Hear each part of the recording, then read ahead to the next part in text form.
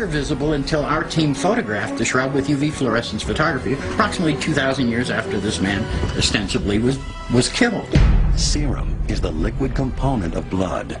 Composed mostly of water, the stains were invisible on the shroud until ultraviolet light made them appear fluorescent. No medieval artist could have anticipated the invention of ultraviolet fluorescence photography and said, well, I'm going to hide this serum stain, and 700 years from now, they'll find it. Give me a break. Stirp had set out to determine how the image on the cloth had been created, but they were unable to find the answer. We have an image that modern science, with all of its techniques and technology, and by 78 standards, we had the best that there was, couldn't answer the simple question, how's that image get on that cloth?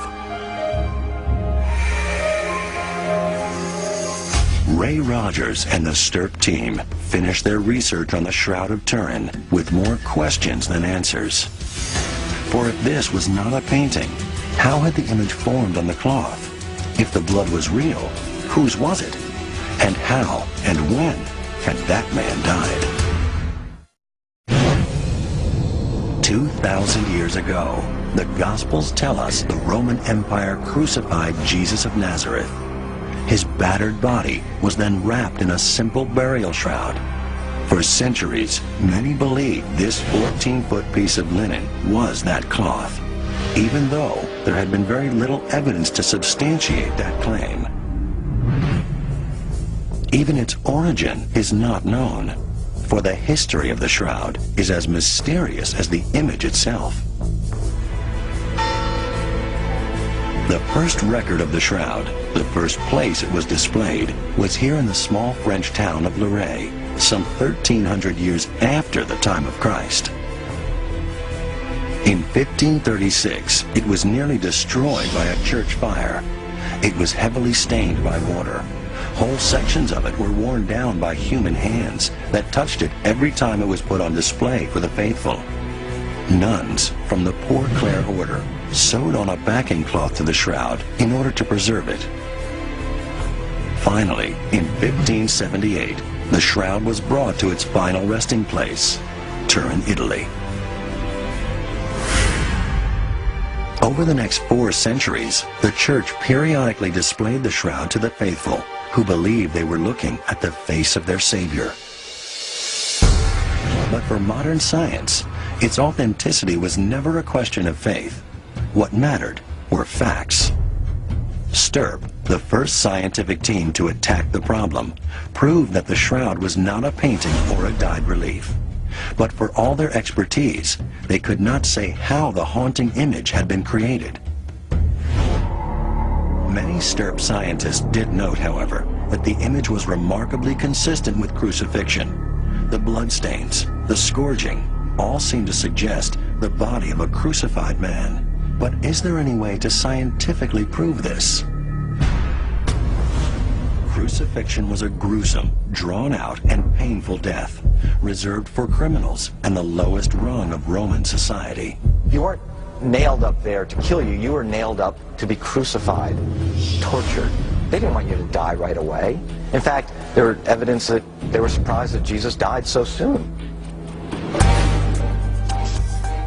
Forensic pathologist Dr. Frederick Zugaby has investigated many gruesome crime scenes in his professional life as chief medical examiner for Rockland County, New York. My area was mechanism, manner, and cause of death and type of suffering the individual had. Dr. Zugaby's fascination with the pathology of crucifixion started in 1948 when he was still a college student.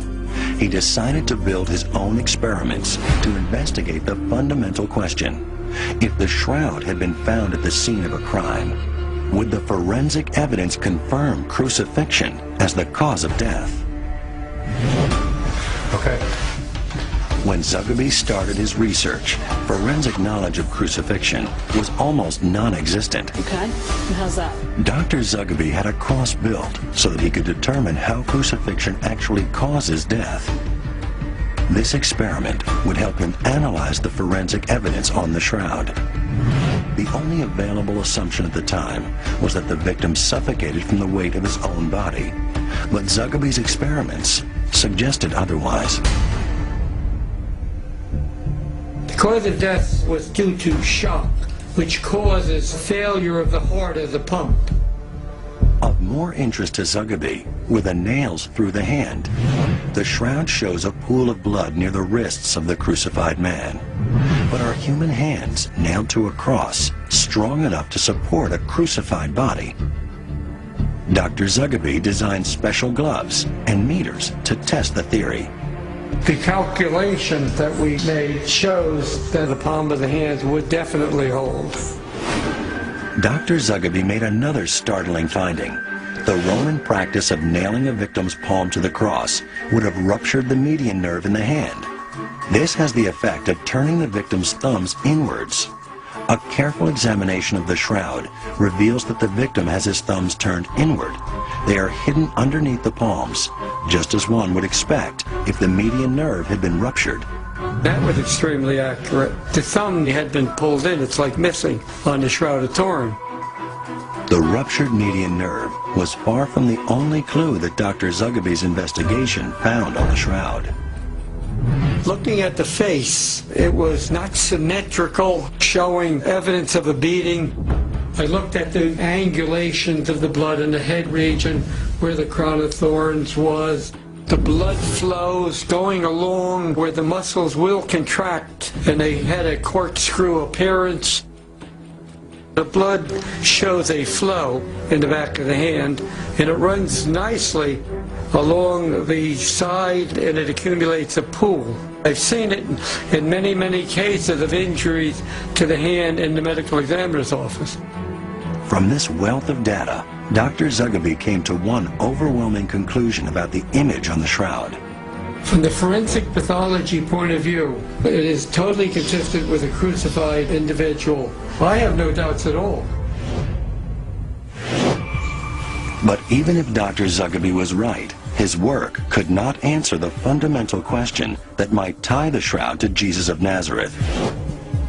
How old was it? That could only be resolved if the Pope would allow scientists to cut a piece of cloth from the shroud to carbon date it. There was this real tension, this real controversy as to whether this should be subjected to these scientific tests. Since carbon dating meant actually destroying part of the shroud, it was an enormous step for the Church to take. Those results would cause people to rethink everything they knew about the Shroud of Turin.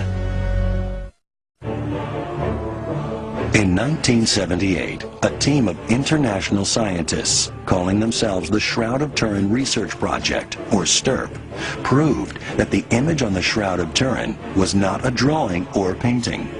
The result convinced many of the faithful that they were indeed looking at the face of Christ.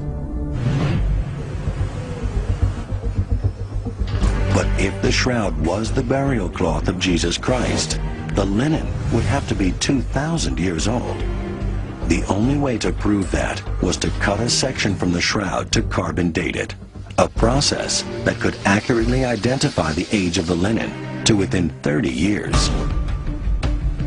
In 1988, scientists lobbied for access a second time, but unknown to them, Pope John Paul II was already consulting with his own scientific advisors and had reached a decision. I was in Rome at the time, and there was this real tension, this real controversy as to whether this should be subjected to these scientific tests. I mean, if this is the burial shroud of Jesus, is that not an indignity to what is the only physical link to the Savior? Others would say, well, look, if this is a fraud, we need to know one way or another. And John Paul II, to his credit, and the Vatican, to its credit, said, no, we're going to put this to the knife, literally.